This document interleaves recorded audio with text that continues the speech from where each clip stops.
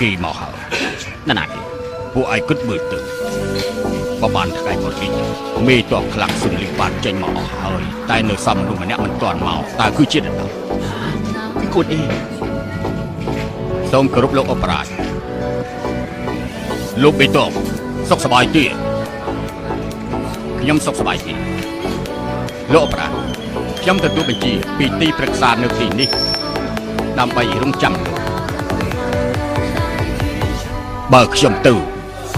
តើលោកគិតយ៉ាងម៉េចលីបៃនឹងខំវិញមិនលើកលែងឲ្យលោកទេ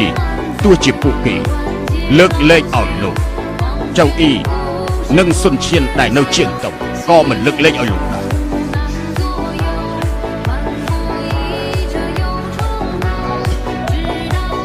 លោកកុំគិតច្រើនទៅចុះខ្ញុំមិនអាចទៅទេដាច់និយាយទៅបាទ